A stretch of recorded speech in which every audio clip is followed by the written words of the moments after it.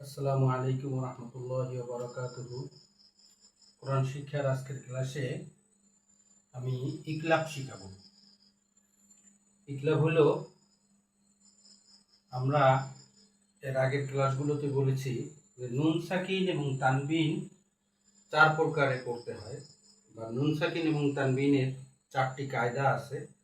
আমরা বিগত ক্লাসগুলোয় এর তিন প্রকার পড়েছি: ইজহার, ইকফা, ইদগাম। আজকে 4 নম্বর কায়দা, এটার নাম হলো ইকলাব। ইকলাব শব্দের অর্থ হলো পরিবর্তন করিয়ে পড়া, পরিবর্তন করা। ইকলাবের অর্থ হলো পরিবর্তন করা। এই ইকলাবের হরফ একটা, বা।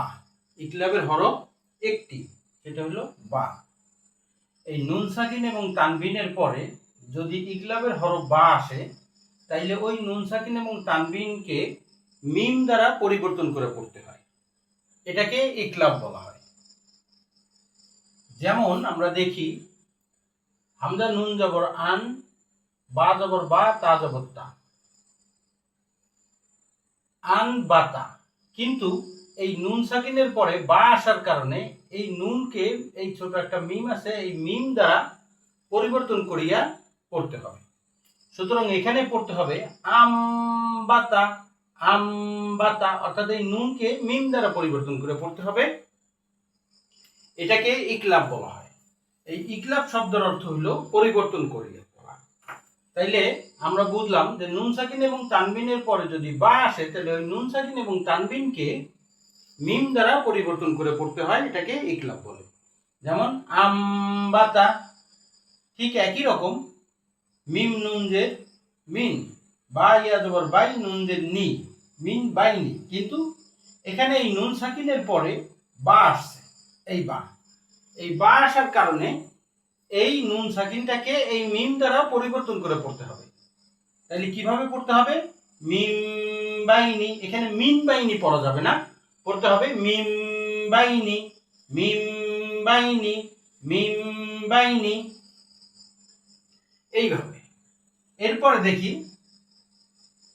সৎ মিম পেশ সুম, মিম দুই পেশ মুন, সুমুন। বা কাপ পেশ বুক, মিম দুই পেশ মুন, বুক মুন। এখানে এই তানবিনের পরে এই বা আসছে, দুই পেশ। দুই পেশ মানে তানবিন, দুই জবর দুই যে দুই পেশ।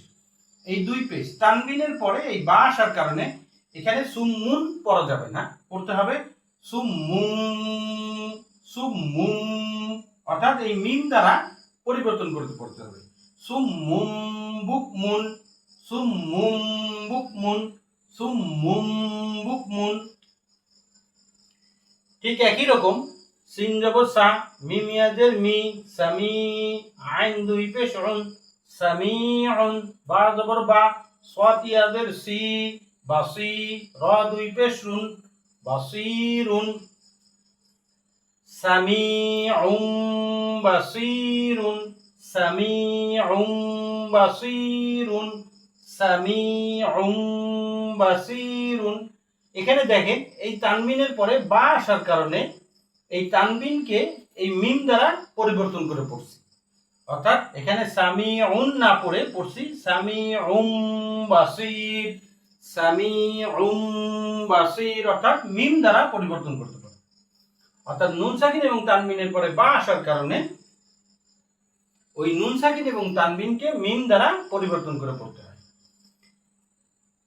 দেখেন আরেকটা উদাহরণ, মিম নুন জবর মান, বা জবর বা, খ দের খি বাকি, লাম জবর লা, মাম বাকিলা। এখানে মান বাকিলা পড়া যাবে না, এখানে পড়তে হবে মাম বাকিলা, মাম বাকিলা, মাম বাকিলা। ঠিক একই রকম মিম নুন জের মিন, বা আইন জবর বা, দাল জের দি, বাদি, মিম বাদি, মিম বাদি, মিম বাদি।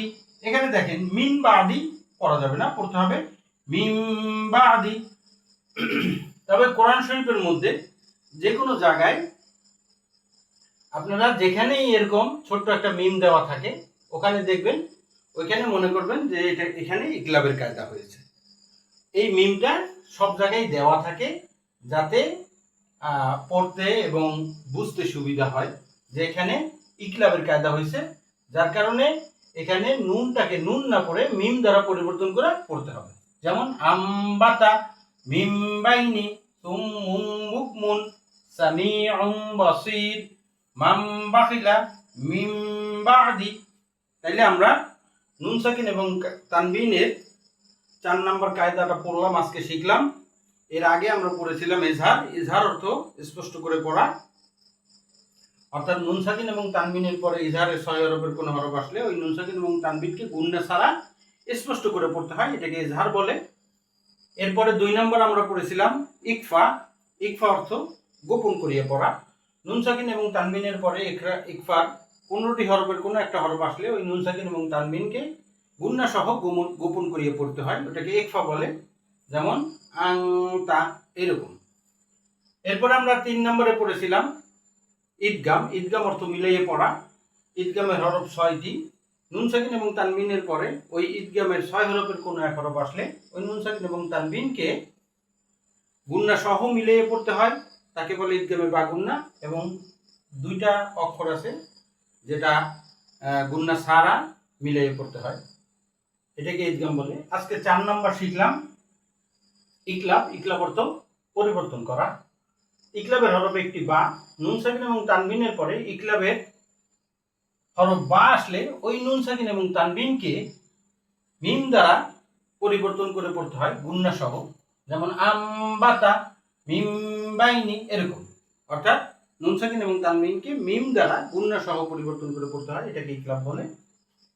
এইভাবে যদি আমরা কায়দাগুলো সঠিকভাবে জেনে বুঝে যদি আমরা পড়ি, তাহলে ইনশাল্লাহ আমাদের কোরআন কারীম তাজবিদ এবং তারতিলের সাথে আমরা পড়তে পারবো। আল্লাহ রাব্বুল আলামিন আমাদের সবাইকে কোরআনুল কারীম তাজবিদ এবং তারতিলের সাথে সহিত পড়ার তৌফিক দান করেন। আমা তৌফিকি ইল্লা বিল্লাহ।